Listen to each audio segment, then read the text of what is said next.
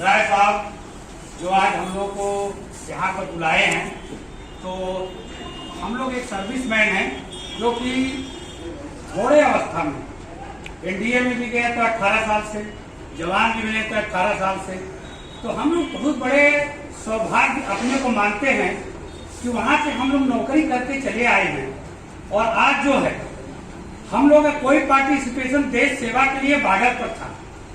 लेकिन आज जब हम रिटायर हुए हैं तो आप लोगों के बीच में जो महानताएं हम लोगों को आप लोगों ने दी है और जो हमारी एक संस्था बनी है बनारस में ISM संस्था, जो 2007 से, जो कि दिल्ली की संस्था है, ऑल इंडिया है, लेकिन उसको 2007 में हम लोग आए और पहला जो है बनारस के ISM के अध्यक्ष थे ऑनरी कैप्टन RS सिंह साहब, और उसके बाद हमारे बीच में है मेजर SR सिंह साहब कार्यभार संभाले, और उसके बाद सारे अधिकारी महोदय लोग, सारे देशों जवान सब हम लोग जो आप लोगों ने ग्राउंड में उतारने की कोशिश कर रहे हैं। 70 साल से देश आजाद है, हम लोग कागजों में ही रह गए हैं, कागज बनाए सब कुछ किए, उसको हम लाए ग्राउंड में, लेकिन ग्राउंड में हो नहीं रहा है। तो हम लोगों ने सोचा, जो हमारे से सीनियर लोग रिटायर हैं, तो हम लोगों ने एक आह्वान दिया है कि हिंदुस्तान को जैसे डिसिप्लिन हमारे को सिखाया गया है आर्मी में, तो हम लोग उसको आकर धरातल पर एक गांव सतह से, जैसे आप यहाँ पर आज का विषय है हिमालय और दुखी गंगा, हम भी सुन रहे हैं, बजट ऐलान हो रहा है, जहाँ से गंगा जी निकली है, जहाँ बंगाल के खाड़ी तक जितने जो मेन चीज 2 राज्य हैं, यूपी और बिहार, फिर लास्ट में बंगाल, उत्तराखंड अभी यूपी में ही थे, अभी अलग हुआ है। तो इसमें एप्लीकेबल जो है हम लोग कागजों में कर रहे हैं, बजट ऐलान हो रहा है, सब कुछ हो रहा है और सबको पता है, लेकिन कार्रवाई जहाँ की तहाँ ही रह रही है। तो उसको नॉर्मल बात है कि हम लोग सोचते हैं जैसे एक आदमी गड्ढा खोद रहा है और ठेकेदारी दे रहा है, लेकिन जागरूकता की जरूरत है। गड्ढा खोद गया, सामान डाला गया, लेकिन जहाँ का जहाँ सामान है उस रास्ते से सभी लोग जा रहे हैं, लेकिन किसी को नहीं पड़ी है कि इसकी मट्टी जो है, अगर ठेकेदार पैसा लिया है तो इसको भरपाई कर दिया। गांव से लेकर पूरे शहर तक जितने सीवेज प्लांट बन रहे हैं, गंगा में पानी नहीं जाए, फिर भी जा रहा है। तो इसके ऊपर बहुत बड़ा मंथन करना पड़ेगा और हम लोग समाज से जुड़े हैं, क्योंकि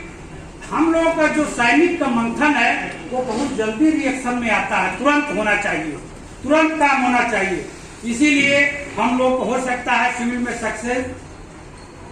कम मिलता है, लेकिन हमने वादा किए हैं और आज हम लोग लगे हुए हैं, और हो सकता है साल 2 साल 10 साल तक, क्योंकि जो 10 साल से 11 साल 13 साल हो गया हमारी संस्था को, धीरे धीरे हम लोग लाए हैं। तो आप लोगों के सहयोग से और आप लोगों के मार्गदर्शक से, जो आज हम लोगों को राय साहब ने हमारा प्लेटफार्म पर